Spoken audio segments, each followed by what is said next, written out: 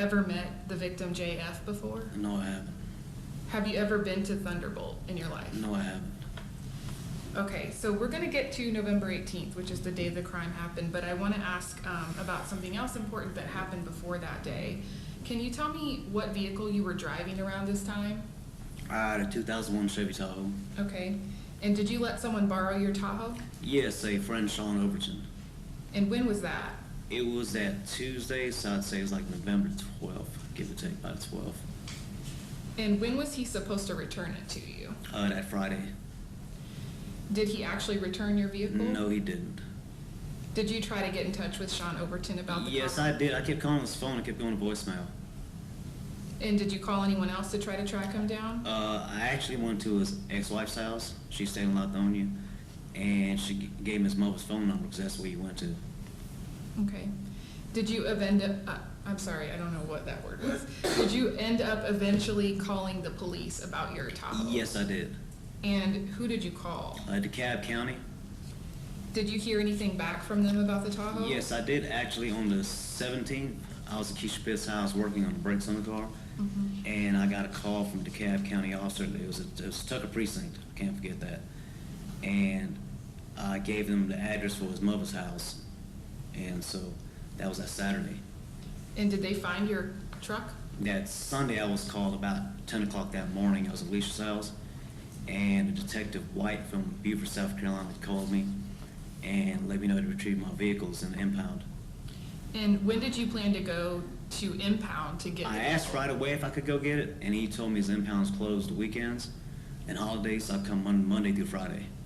Okay, so did you plan to go on Monday? Yes, I did. And what date was that? You remember? That was the 19th. Okay, so you were gonna go pick up the car from impound on the 19th? Yes. All right, so we're gonna backtrack a little bit now to November 17th. Did you have your Tahoe on that day? No, I did not. And what vehicle were you driving that day? Rockwell Edwards, she had Explorer. And tell me who Rockwell Edwards She was a is. friend of mine, and she was working that weekend, Okay, and so she let me use the car that weekend until she gets off a shift for Sunday evening. and so on November 17th, that morning, what were you doing? On the 17th, I dropped Alicia's work in the morning, and then sometime during that day, I went to Rayshawn Pitt's house because he told me his wife Keisha's minivan is acting up. So I asked him to check it out. So it turned out he needed new brakes. So I was changing the brakes on it. And while you were there at the Pitts house on Saturday, did anything memorable happen? Yes, because her younger daughter Alicia came out in the garage, and when she came out, somehow the jack slipped, and it's like it almost crushed my leg. Like in just nib, I pulled my leg out. But it would have crushed my leg because the jack slipped and the whole axle fell. And can you tell us who Alicia Colbert is? Yeah, she was my girlfriend at the time. Did you see her that day, the 17th? Yes, I did. And when did you first see her that day? I dropped to work that morning. Then in the evening, I dropped to work that morning because I had a daughter, Nayana, with me, and she was with me during the day. And in the evening, after I got through working on Keisha Pitt's car, I left Nayana there and I went home and took a shower, and I came back to Keisha's house and took her kids and Nayana out, and I stopped by Lisa's job and picked her up in Lithonia. And Do you remember around the time you picked Alicia up from work? yeah, it was I'd say about 8 o'clock, give or take. And did you go anywhere that evening on November 17th? Yes, we went to Moreland Avenue to Starlight Drive-In. And did you see a movie there? Yeah, Harry Potter movie. And who all went with you? It was Alicia, my daughter Nayana, and Keisha and Rayshawn Pitt's 3 little daughters. Can you tell me about how you all got to the drive-in? Yes, we drove. I had Rockwell's car. Okay, so you all rode together? Yes. Did you stay for the whole movie? Yes, we did. About what time was it over? It was late. It was like 11, 12 o'clock. And what did you do when the movie was over? We dropped Rayshawn Pitt's 3 little girls off, and then went by Alicia's house, spent the night. Okay. Did you leave the metro Atlanta area at all on November 17th? On the 17th? Not on the 17th, no. Okay. So let's talk about November 18th now. Where did you wake up that day? Alicia Colbert's house. And that was in what city? In Lithonia. And what county is that? DeKalb County. Is that metro Atlanta? Yes, it is. What were you and Alicia's plans for that day? That day, usually what I did was, that day I kept the daughter while she was work, and that day I know I had to work on the other car, so she worked it out with Mo was going to keep the daughter, and so we dropped the daughter off to Mom's house in Lithonia, Georgia. And what area was that in? Panola Road. Okay. On November 18th, what vehicle were you driving? I had Rockwell's car still this time. And I can't remember if you already said what kind of car that was. It was Explorer. Okay. Where did Alicia work? At a nursing home. And where was that? Off Evans Mill in Lithonia. What time did her shifts usually start? Around 11, 12. And was she the kind of person that was there Yes, early? she's early. Yes, she is. What did y'all do when you said that you dropped off her daughter at Alicia's mom's, right? Yes. And what did you do when you left Alicia's I mom's? stopped at Wendy's to get her something to eat because she was always like, she'll work a shift, she won't eat anything. And I'm kind of determined, so adamant about it. So I stopped at Wendy's, got her something to eat. And I remember I was the first person through the drive-thru that morning because they just cut the little thing on, open the window up. Do you remember what Wendy's you went to? Yes, it was off Evans Mill Road in Lithonia. And where's that Wendy's in relation to where Alicia worked? Almost directly across from her. And so what did you do when you and Alicia left Wendy's? When I left Wendy's, I dropped her to work. Okay. And what did you do next? I was still in her parking lot at a job, and I had this car I bought from the auction I was going to work on, and so I needed a socket set, so I called Ray Sean Pitts, and he was in New York at the time, and they asked if I could drop by his house, pick the socket set up, and he was like, I can go by now, and I asked him if his wife's at work, I mean not at work, but at church, and he was like, no, I just got a phone with her, so she's at home right now, so I went to her house. And after you talked to Ray Sean, then you went to the Pitts house? Yeah, I actually went, I stopped at a Quick Trip off of Hillendale. That's a little way to get there. I got me a candy bar and a soda, and I went to her house. And so that QT was on Hillendale? No, it was on corner of Hillendale and Panola Road. Okay. And what happened after you left the QT? After that, I went to the Pitts house. And what did you do at the Pitts house? I got there, and all three of her daughters coming and hugging me, because they had a 3-year-old, I think a 2, a 4, and a 5-year-old. And they would come hugging me and everything, and I'm kind of getting on them because the night before they were like real fidgety because they've never been like that before. And so like they always want to sit in my lap at the movies, and I put them on my lap, and they want to sit in the back seat. They was real fidgety that night. And so I was kind of scolding them kind of, lightly, but. So when you grabbed the tools from the Pitts house, about what time did you leave? It was around 12. And then where'd you go from there? I went to Rockwell Edwards where she worked at because she had like a basement apartment. And I had a car parked back that I was working on. And what area was that in? Yeah, Stevenson Road in Lithonia. Okay. And did she, you said it was her apartment. Did she also work? Yeah, she had like a basement apartment. It's like an in-laws apartment, she called it. At her job, it was like a big old ranch house. And it was a basement apartment she had. Okay, so she lived and worked at the same Yes. place. What did you do when you got to Rockwell's? When I got there, I changed my clothes first, and then I started working on this car. And did you have any issues with the car that afternoon? Yes, I put too much starter fluid in the intake. It caught on fire. Did you try to get help with that car? Yes, I did. And how'd you do that? I called a guy I worked with at a company I worked for. He stayed like downtown, and I asked if he knows like any kind of like shade tree mechanics, and he gave me some guy's phone number. And I remember I called the guy, and I got his voicemail, left him a message, and then he called me back after, but he said he couldn't make it out that day. Okay. Was there a time that afternoon that you left Rockwell's? Yes, I did. It was around towards about 5 o'clock almost. Give or take. And what were you doing when you left? When I left her house, I went to Keisha Pitt's house. I dropped the socket set off, and then once I dropped the socket set off, I went and picked a coworker up, Rockwell's coworker. She didn't have a car, and she stayed down off like Covington Highway. What time did you drop the tools off? At around about 4:35, give or take. And then it was after that you picked up the coworker? Yes, because I was right in the same area, Lithonia, Georgia. Okay. Did you have any issues doing that? Yes, I did, because when I got to her apartment, like I've dropped her off before, but it's like a building, so I didn't know actually which apartment was inside the building. So when I got there, I called Raquel back up, and I said, look, I'm out here. I don't know what apartment she stays in, So she called her, and then when she called her, she came out, her and her daughter. Okay.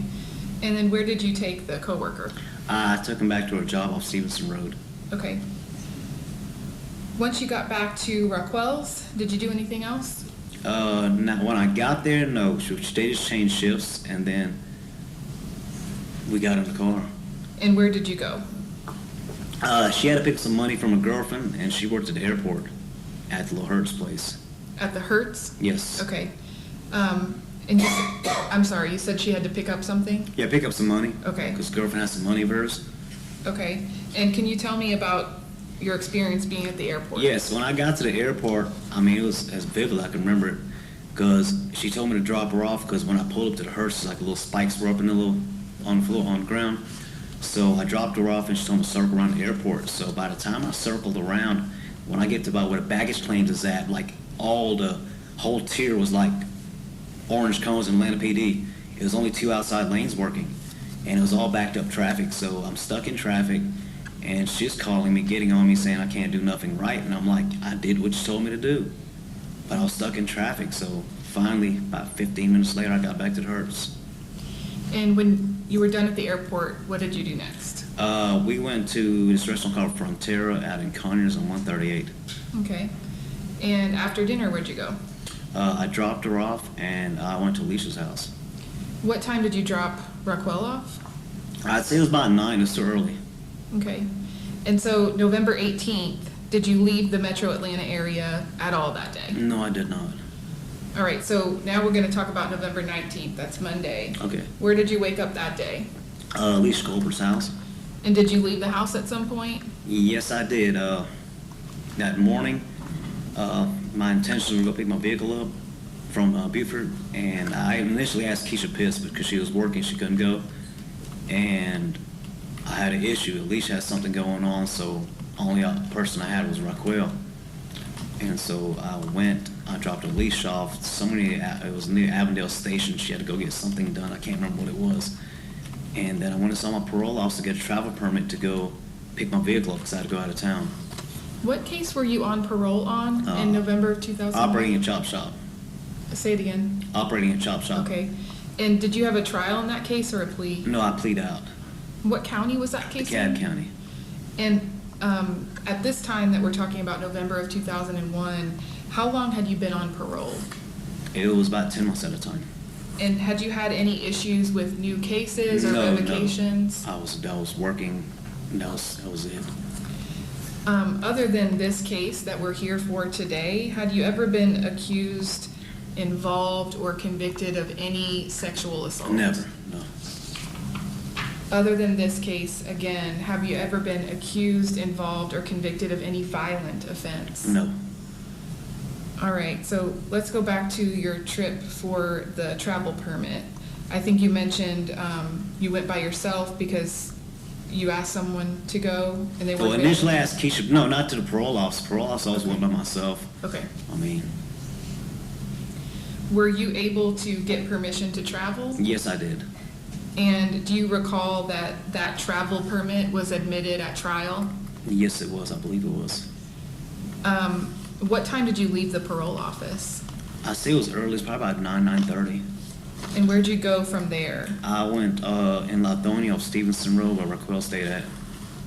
And did you pick Raquel up? Yes, I did. And she went with you? Yes. Where did you go? We were going to Beaufort, South Carolina, and I can't forget that one of the patients at the nursing home she worked at printed out off MapQuest, like directions to get to, Beaufort. And it took us in circles to it took us about a 6-hour trip. We got lost in Augusta, got lost a bunch of places according to that map. I mean, it's for smartphones, but we got lost in a bunch of places. And you were heading to the impound lot? Yes, I was. What time did you get there? Right before 5 o'clock, because they were about to close at 5. He said I just got there just in time. And can you explain what happened when you got there? Yes, when I got there, it's kind of embarrassing, but I asked the officer to sign my travel permit, and he asked me, like, you on parole? I said, yes, sir. And it's like, thing is, did you learn any lesson? I said, yes, I did. He was like, well, that's a good thing. So he took me to my vehicle, and then he showed me if everything's intact, if anything's missing, and I said no. And he signed my vehicle over to me. And what was your original plan from the impound lot? My original plan was I drive my vehicle back to Atlanta and Raquel drives her vehicle. And did something change your plans? Yes, just coincidentally, when I'm at the impound, Sterling Flint called. And, you know, you have a little light go off in your head. I shouldn't have paid attention, but he called and he was like, where are you at? I said, I'm in Buford. And he's like, well, you're right around from where I stay at. And I thought about it because Raquel, she has some type of issue with a license. Like I said, things suspended. And I kind of got a heavy foot. It's like, I'm papers, everything on my vehicle. So if I get pulled over, I'm okay. But I know if she got pulled over, following me back to Atlanta, I wouldn't hear that. I wouldn't stop hearing it. So then she had to study for an exam too. So that next morning she had an exam in college. So I asked Sterling Flint if he can drive my vehicle back to Atlanta, and he's like, yeah, I'll drive it back to Atlanta because I've come to my brother's house. How did you know Sterling Flint? I met him at a friend of mine's house, and we went to his friend on a club downtown. Went to the club like once, twice. That was it. And after you talked to Flint when you were at the impound lot, did you meet him somewhere? Yes, in Savannah. And do you remember where you met him? Yes, it was at Crystal's. Do you have any issues getting there? Yes, we got lost. I remember when we were on some highway. It was like Highway 801 or something. He ran out to a dirt road, and this guy stuck out to me. I thought it was bird watching or something. I thought it was funny at the time, but it was like a dirt road. He just kept looking up in the sky and the trees. So I was telling him what I was trying to go to, and he kind of gave me directions, and I got lost through those directions. Some town called Port Royal and something. A few times I got lost. Okay.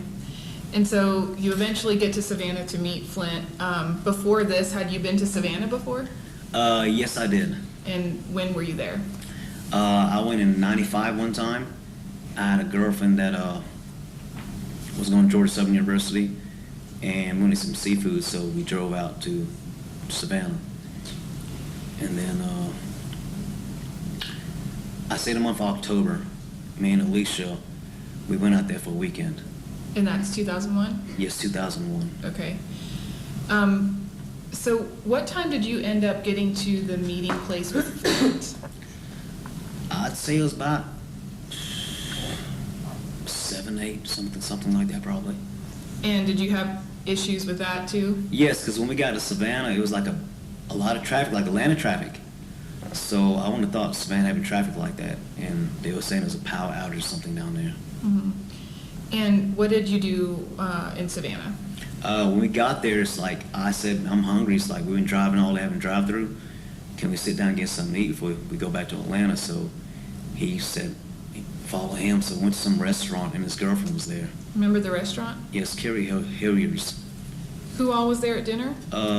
Ashley Dole, Sterling Flint, me, and Rockwell Edwards. And when you got done eating, what did you do? We got through eating. Sterling Flint said he had to run an errand right quick. So he said just follow Ashley home. We followed Ashley home.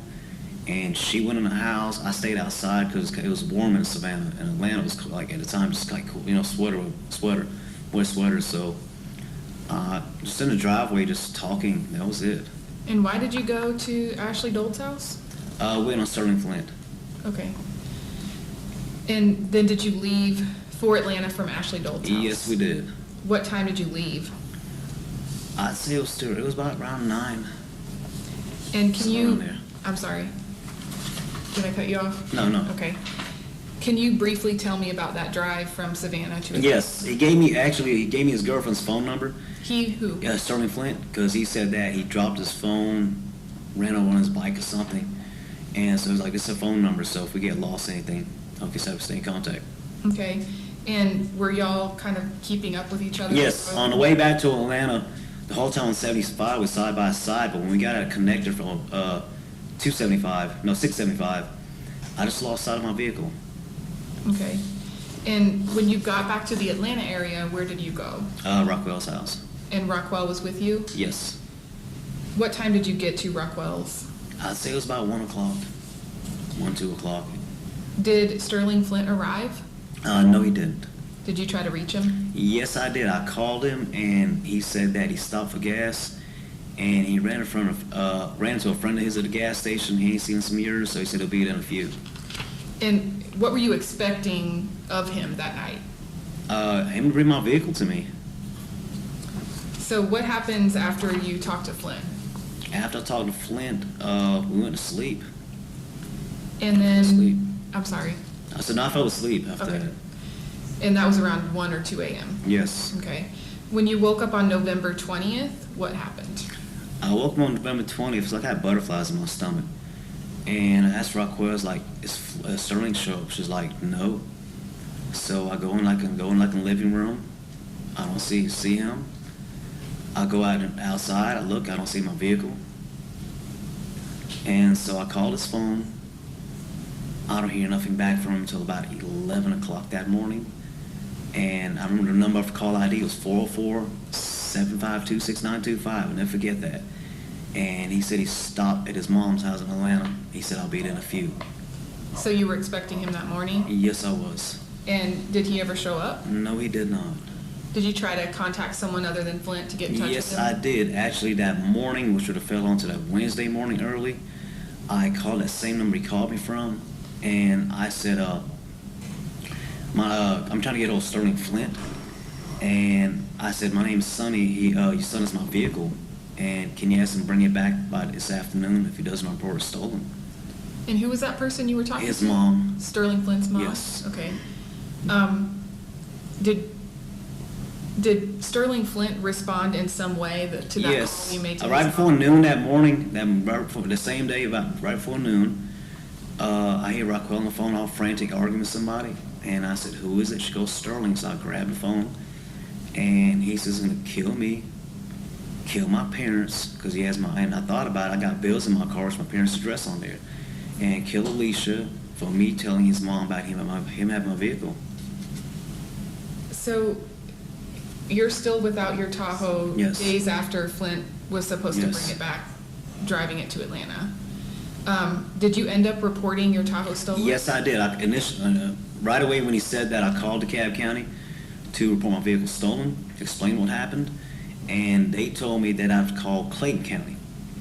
So I called Clayton County, and they told me initially, they said, because it happened in Clayton County off 675 on the lost side of my vehicle, that I have to come in Clayton County, within Clayton County, and then once I get there, call that number and have, they'll arrange everything from there. So I went on Highway 85, it was a Starving Marvin gas station. I got there and I called the number, and an officer pulled up in a marked car, and he told me to follow him, and I followed him to the precinct on Upper Riverdale Road. I think that's what it was. Okay, and you made a report that? Yes, I made a report explaining that it was, what happened from him driving the vehicle back. Okay. Yes. And do you know that we admitted those reports into evidence today about your stolen Tahoe? I don't know. Okay. Did you eventually hear from another police agency about your Tahoe? Yes, I did. Thanksgiving, which was 22nd, I had a friend of mine I stayed here and there with. We worked together. He stayed in Atlanta, and my tag was registered to his address. And he told me a Cobb County police officer came to his house looking for me. So I'm thinking they found my car. So it happened to be Thanksgiving Day. I look up in the white pages, all the Cobb County precincts. It was like a northeast, southeast, and I called all of them. And being the holidays, I can't get in touch with nobody except one of them. I spoke to a lady named Jeanette Head, and I explained who I am. And I told her, asked if she found my vehicle's been retrieved. I gave my tag number, and when I told her that a Cobb County police officer detective came looking for me, and when I gave the address, she's like, that's kind of weird for a Cobb County police officer detective going to a Fulton County address. So I gave her the tag number. She didn't find nothing. I gave her my name. I gave her the address. She couldn't pull nothing up. So she's like, if it's important enough, they'll get in touch with you. And just left it at that. And that was that Thursday, November 22nd. And did you hear from another person with Cobb County? Yes, that following, I think it was Monday or Tuesday, that following week, there was a message on my parents' answering machine from a detective Underwood from Cobb County to call him. Mm-hmm. And did you meet with him? Yes, I did. I went, he asked me to come to his precinct, so I went that afternoon, and I had Alicia Coble's daughter with me because Alicia was at work. And when I got there, he asked me if I know Sterling Flint. I'm like, yes, this guy stole my car. So he gave me some photo lineups, provided them. Said, can I pick him out of photo lineups? So it was like 3, 4 lineups in. I picked them all out. And he goes, the night before, my vehicle was involved in a high-speed chase in Fulton County. Black male about 5'5", 150 pounds, jumped out of the vehicle, fled on foot, and my vehicle went down a hill, hit a telephone pole. And does that sound like Sterling Flint to you, description-wise? Yes. Okay. So were you identifying Sterling Flint in that lineup as the person that stole your Tahoe? Yes, I did. Okay. Let's talk about November 30th. That's the day that you were arrested. Can you tell me about the events that were leading up to that? Okay, on the 30th, that Friday. Okay, that morning I took Rockwell to the clinic. She said she was pregnant. And then Mama stopped at the Bharadia. I was looking at some stuff there. And then we were going to go to dealership, to one dealership, and they told us to make an appointment because I was looking for another car. I went to the A2 impound downtown, looked at my vehicle. And the first thing when I got there, I went in the backseat to try to grab my Bible. I had this Bible, and it wasn't in my vehicle. And then after that, we went back to Rockwell's place. Okay. Did you eventually hear from a police officer that day? Yes, I got a call from some feud squad officer, Brian something. He called me and he says, they're by my house in Stone Mountain. It's some shopping center. Can I meet him there? And I was like, sure. I mean, I haven't done nothing to me. So I met him there.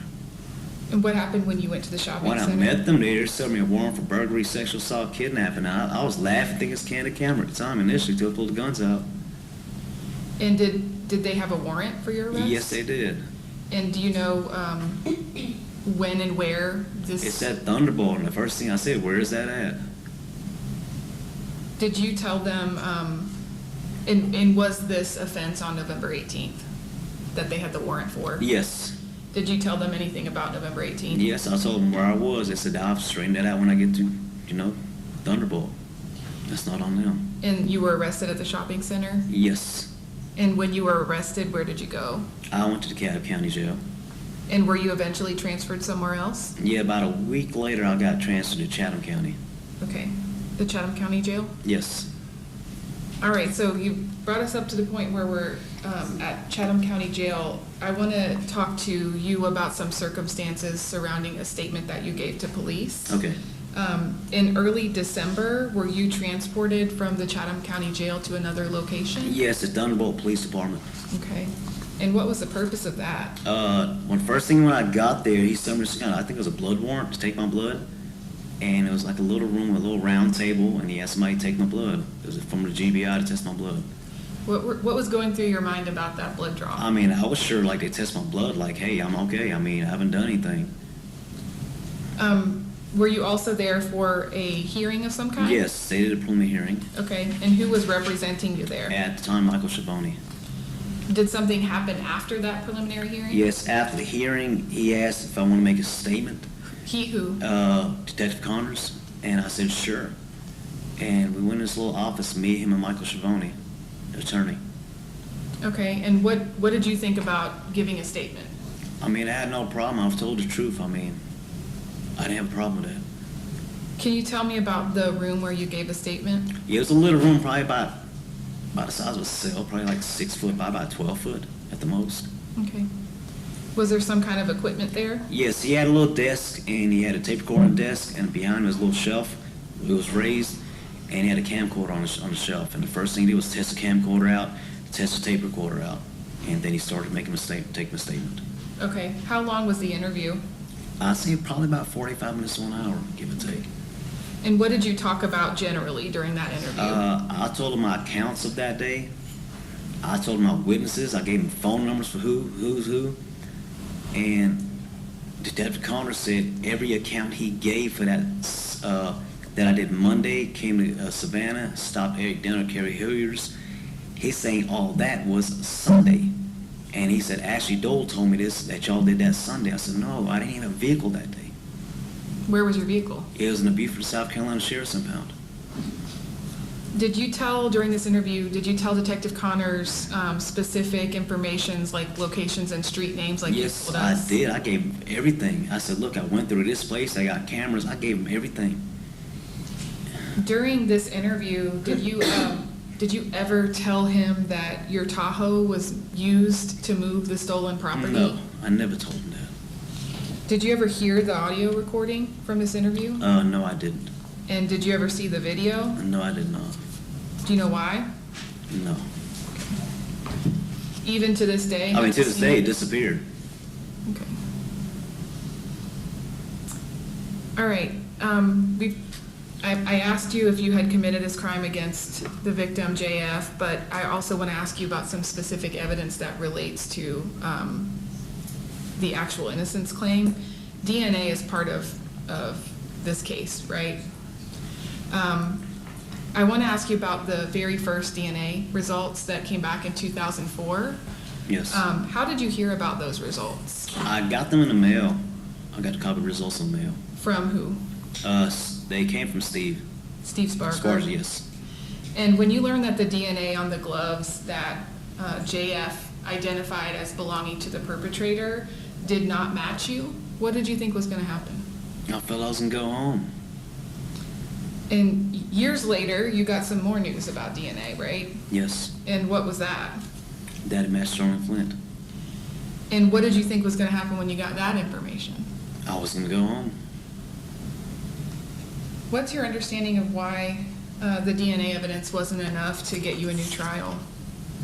They kept saying that the test was available at trial. Okay. And how would you describe your last 21 years moving through the criminal legal system as an innocent person? I speak volumes on that one. It's been 7,872 days today. I've lost my dad. I've lost a lot. I've lost my life. I've told the truth. A man stole my car, threatened to kill my family. I did the right thing. I woke up yesterday morning and seen a guy dead face to face. I've told the truth from day one. Judges admitted I'm innocent.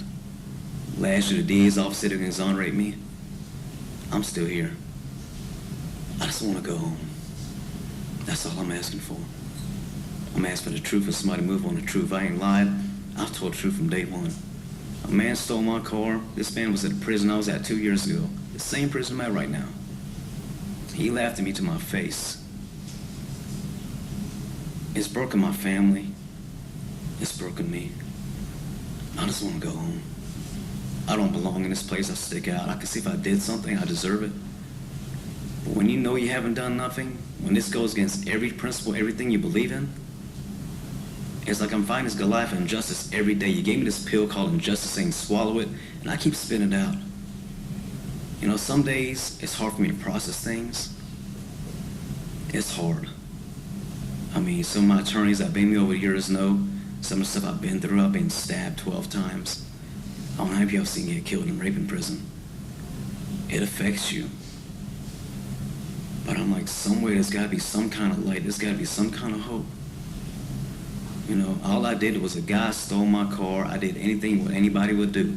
I went to the police. I did everything I'm supposed to do. I provided everything I'm supposed to provide. And that's all I can do. And I don't expect you to understand, but I just want some normalcy in my life. I feel I deserve that because the last 22 years have been hell for me. Most nights I sleep, I gotta cry myself to sleep to this day. It just hurts. It's like you want this pain to stop. You know? And the person who did the crime keeps getting out of prison, keeps getting out of prison. I mean, where's justice in that? You know, I try not to lose hope. I try to have faith. You know? That's all I can do. But I just want to get to my family. That's it. That's it. Thank you, Sonny. Yeah. That's all the questions I have.